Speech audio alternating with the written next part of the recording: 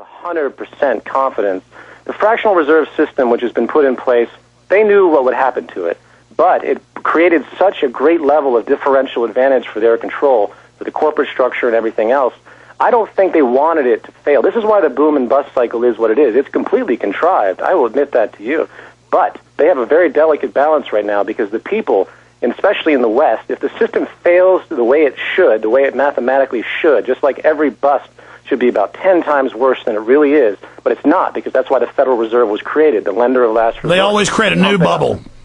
Well, of course they do, and this is the way it has to work, though. It's a natural phenomenon. It's not as rigged as you think it is, because the money has to go somewhere, but they do protect it. And right now we're seeing the top of this pyramid scheme collapse, and I think the elite, even though they have their power consolidation, they know that they have to walk a very delicate line, because the public is going to lose it. They're going to lose control of the public if they allow another depression. The public... actually, sir, hold on. I mean, let's go back to what you just said there. The central banks are cutting off liquidity to the real market and the population of the world. They are then, while telling the public the money's going to them, conduiting all of the fiat currency to themselves while it still has some value, while they consolidate real assets. And Business Week and the Financial Times of London properly say that this is actually good for that small inner group of banks to consolidate. I'm not saying it isn't, Alex. I don't know where you're getting that. I got audio clips from the film is where I got that. Well, if you listen to the first Zeitgeist, I make it extremely clear about the interests of the international bankers. Look, I overall think your film is healthy and good and thought-provoking and great. It's just that I've always told my listeners, don't make what I'm saying a religion where I'm infallible and question me, and I'm saying, and obviously no work can be complete, none of it can be perfect. I'm hoping here, and I'm sure you've got things you can teach me, to open up avenues of discussion and refinement, not in your overall idea, but in how people are interpreting it.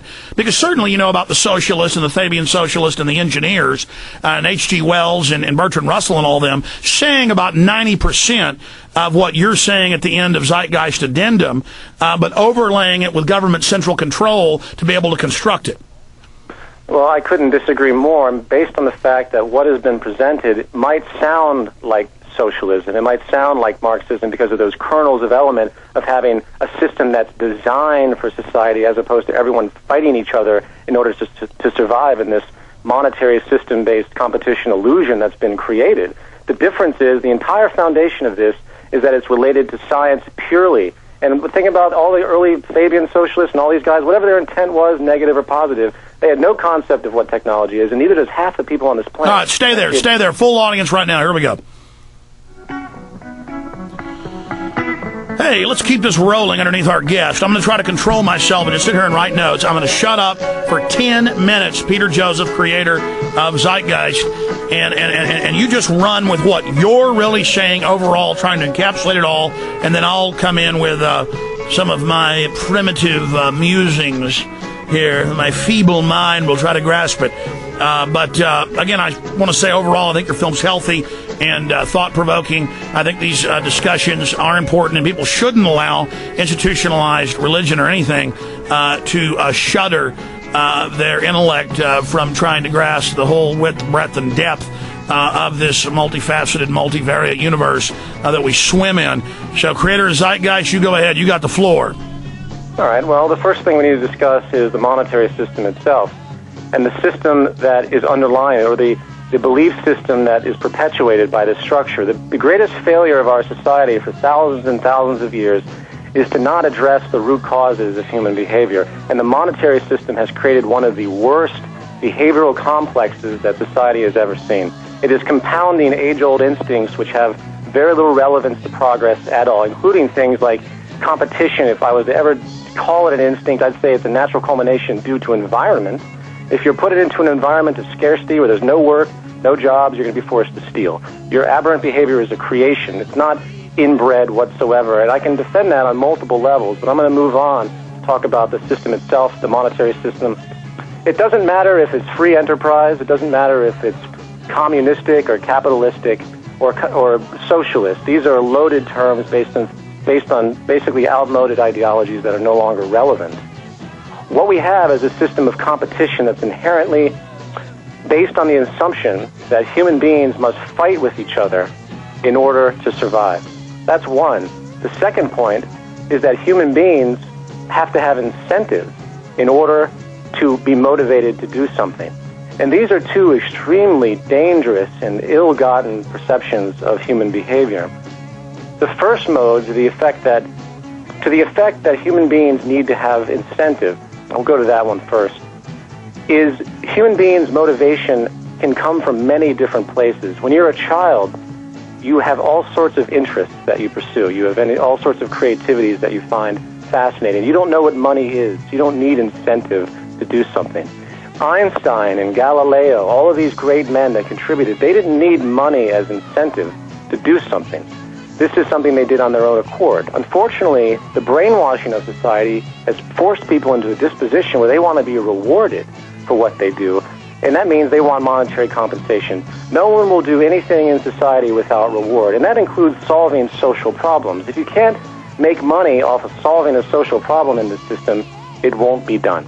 And that is a very, very sad state of affairs. The first part, the first mention that I made, where humans have to fight to compete for labor and income, the scarcity that exists in the system, this is created by the monetary system, not only through the fractional reserve system, but in the very structure itself.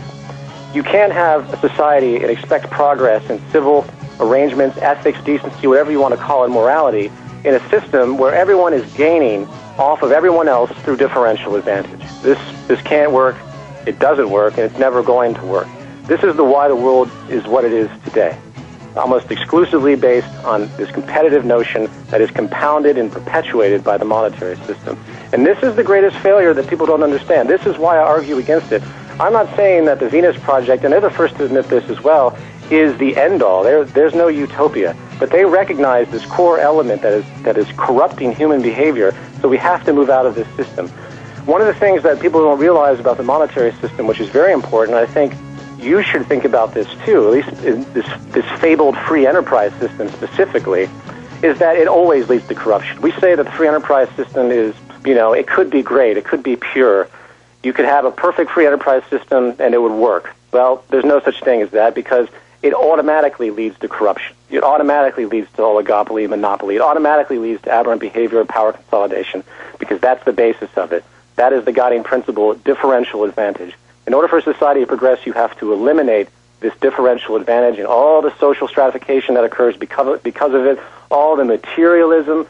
We have an advertising system that sits there and tells us that our value is based on what we own, and how an artistic representation is our creativity is what we own. Who we are, our identities are what we own. And this is a colossal and tremendous distortion that needs to be overcome. So the basis of this argument is that we have to have a new system that gets rid of these tendencies. This thing called the New World Order that people talk about all the time, and I actually would like you to come back on the air and answer a question for me, and that is, what is the New World Order as you define it, Alex? What is the New World Order as I define it? What is it, in a concise definition? Tell me if you were to explain this to someone who had never even heard of such a thing in a real concise manner, what is the New World Order? It is a hereditary clan that rules through the fraudulent fractional reserve monetary banking scam that operates through intelligence systems and shadow governments. And their goal is what? Their goal is hyper-dominance and to control the past, the present, and the future, to set up a worldwide police state by manipulating people's primitive fears with manufactured terror threats, biological threats, chemical threats. Their end game is to exterminate, most of them now say 99% of the population. The public documents say 80%, and to create then a machine utopia where the elite and their progeny go to the stars. It is a worldwide eugenics cult that is in control of most of the resources on the planet, and is eradicating the family and the free market. And then, of course, demonizing the free market by claiming this corrupt system they have is a free market, and are now in the final phases of their worldwide consolidation, their victory, which people are calling a collapse or failure. And what is the path you think everyone should take to stop this New World Order? The path is multifaceted. We have to take control of our local political units first. We have to stop the electronic voting machine fraud system. To do that, we have to discredit the system, discredit the corrupt government that all the parties have been bought and paid for. We've entered a very deep, a sector of the corruption, on the graph, one of the deepest points in the trough. Well, what about the people, though? What about these people that are the ones that are perpetuating this? What is your solution for these people? What do we do with these people, so to speak? I mean, what is your... Well, I don't like bloody French-type revolutions, which then turn into something almost even worse. I think they need to be identified, exposed, and then they need to be tried by juries of their peers. They need to be given fair trials and sent to prison.